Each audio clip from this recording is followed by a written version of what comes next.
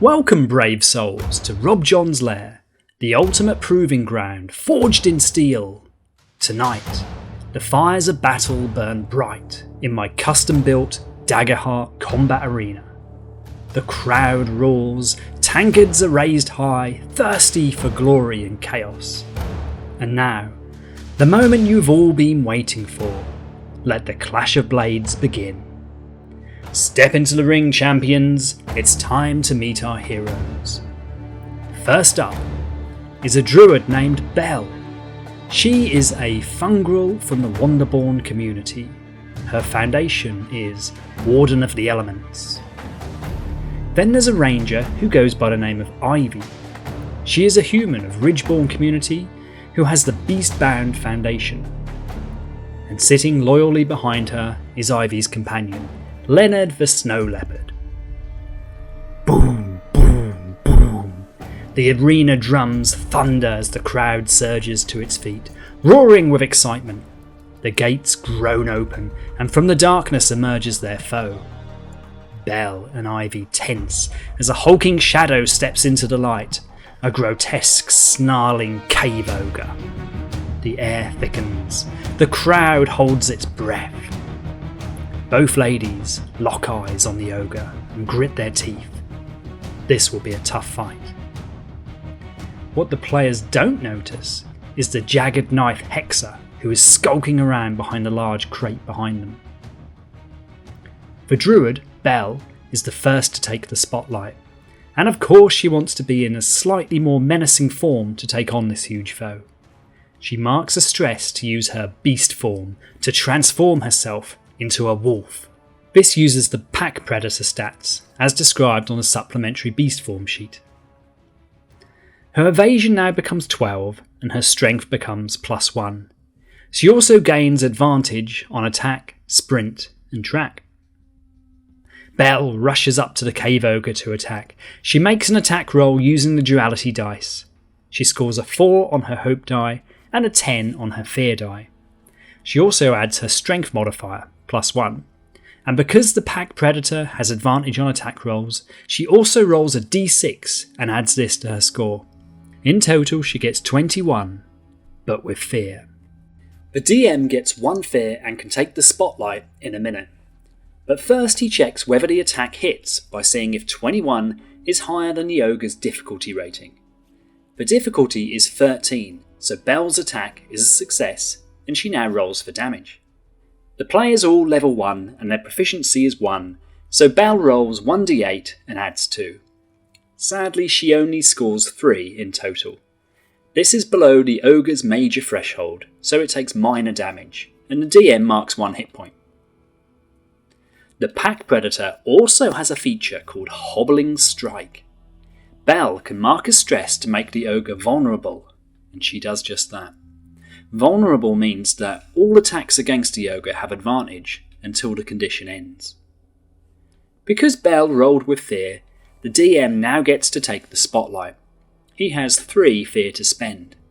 Normally, the DM's first move is free, but the ogre has a passive feature called Ramp Up, where the DM must spend a fear to spotlight the ogre. He spends the fear and the ogre makes an attack with its club against Belle. DMs always roll a d20. The DM rolls a 4 and adds his attack modifier of +1, for a total of 5. This is below Belle's evasion score of 12, so the attack misses. But the DM is not done with his turn just yet, and he spends another fear to activate the Jagged Knife Hexer. The Hexer uses their Curse action. It targets Belle. While cursed, whenever Belle rolls with hope, the Hexer can mark a stress to make it be with fear instead. The DM tells Belle that she does not know she is being cursed at this point, and the DM now passes play back to the players. Ivy is chomping at the bit to get into this fight, and so is her companion Leonard. So Ivy notches an arrow into her longbow and fires it at the vulnerable ogre. Ivy gets a 4 on her hope die, a 3 on her fear die. She adds +2 for her trait bonus, and also rolls a d6 advantage die because the ogre is vulnerable. In total, that's a 12 with hope. Sadly, this is just below the ogre's difficulty of 13, so the attack misses. Ivy still gains a hope, but play goes back to the DM. The DM describes how the ogre jumps right over Belle's head to land right in between Belle and Ivy. It swings its club round in a full circle, spending a fear to ramp up and attacking both Belle and Ivy at the same time. He rolls a 17 for a total of 18. This is well above both Belle and Ivy's evasion scores, so the attack is a hit against both. The ogre rolls a total of 9 physical damage, which is major damage for both of them.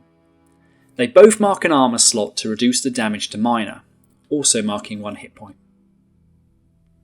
With no more fear to spend, the DM gives the spotlight back to the players. Belle, still in beast form, goes in for another strike. The ogre is still vulnerable from her last attack, so she rolls with advantage. She gets a 19 with hope. A great roll! She goes to mark 1 hope, but the DM stops her and lets her know that despite her roll, the result is with fear. The sneaky hexer has marked a stress to convert the result. But the DM also confirms that Belle's attack beats the ogre's difficulty and the attack is a hit. Belle rolls for damage and scores a total of 6. This is minor damage for the ogre, and he marks a hit point. Because Belle's attack was with fear, the DM now gets to act. Desperate for more fear, he spotlights the hexer again, who moves round to get a closer look at Ivy, before putting the same curse on her. Then the DM hands play back to the players.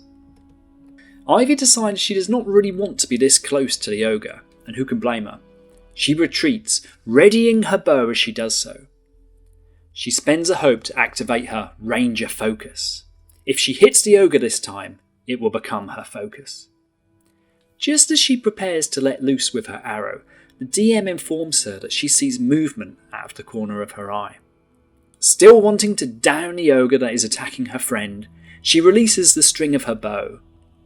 Attacks against the ogre still have advantage, and Ivy scores a total of 16 with hope. Scratch that, says the DM, that's actually a roll with fear, because the irksome hexer has struck yet again. The DM gains another fear, but Ivy's attack was still a success, and the ogre is now her focus. This means she gets the following benefits. She'll know precisely where the ogre is. When she deals damage to it, it also marks a stress. And if she fails an attack roll against it, she can re-roll the duality dice, which will also end the focus.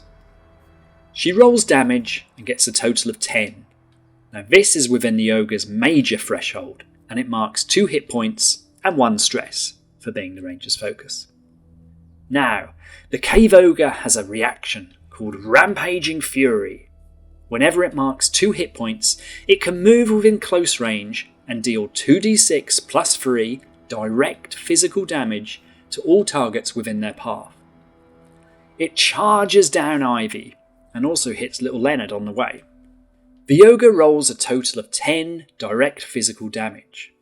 Direct damage means that the recipient cannot use armour slots to reduce it. The attack is in the major threshold for Ivy, who marks 2 hit points. As for Leonard, well, when an animal companion would take any amount of damage, they don't mark hit points, they mark stress instead. And when they've made their last stress, they flee from the scene. This means that animal companions cannot die by design in Daggerheart. Leonard marks 2 stress and has 1 remaining. Now it's the DM's turn to take the spotlight. Remember that the ogre's rampage was not a normal activation, it was a reaction. And the DM is now acting because Ivy rolled with fear, thanks to the hexer. The DM spends a fear to activate the ogre's ramp up feature so that it can attack. Again it goes for Ivy, trying to knock her out of the fight. It rolls an 8 for a total of 9. Luckily for Ivy, this is below her evasion score and the attack misses. Not wanting to use his last fear just yet, the DM hands the spotlight back to the players. Ivy is now fully aware of the hexer to her right. She whistles to Leonard, signalling for her faithful servant to unleash hell on the hexer. To command a companion, Ivy must make a spellcast roll. She can spend hope to utilise one of Leonard's experiences if she wishes to. She rolls a 15 with hope, but again the Hexer marks stress to turn it into fear. Nevertheless, the attack is a success, and Leonard rolls for damage, using a d6. He gets a 5. This just scrapes inside the Hexer's major threshold, and he marks 2 hit points. Again, because the roll was with fear, the DM gets to take the spotlight. He spotlights the Hexer, who is now not best pleased at Leonard bearing down on him. The DM uses the Hexer's chaotic flux action and makes an attack against all targets within very close range. He rolls a 9 for a total of 11. Leonard's evasion is 10, so the attack hits. The Hexer marks a stress to deal 2d6 plus 3 magic damage for a total of 11. This means that Leonard marks his last stress slot.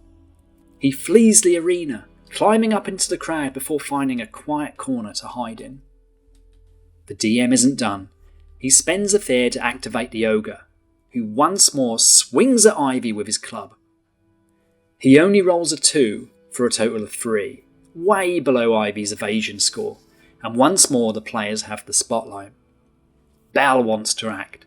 She considers going for the Hexer that's been such a thorn in her side, but decides the Ogre still presents the bigger concern.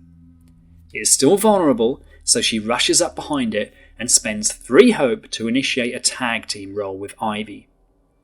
Ivy fires an arrow at its mouth, while Belle chomps at its heels. They both make attack rolls. Belle gets a 10 with fear, Ivy gets a 19 with hope.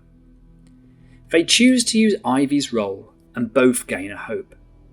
Now the Hexer has marked all of its stress, so it can no longer turn their hope rolls into fear rolls. Both players roll damage and add them together. They score a total of 12 damage. This is a major blow for the Ogre, who again marks 2 hit points.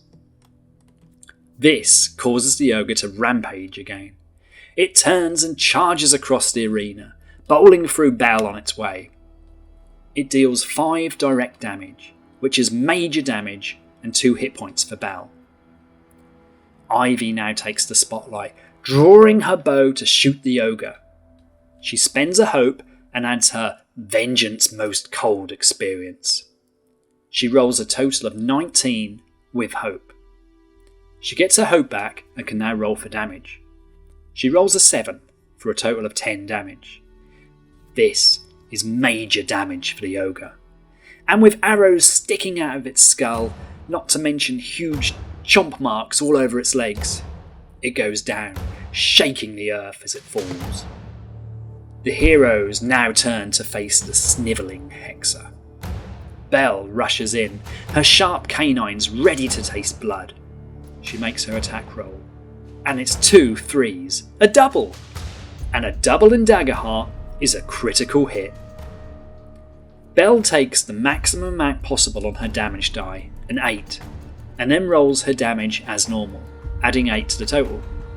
Overall, she gets 15.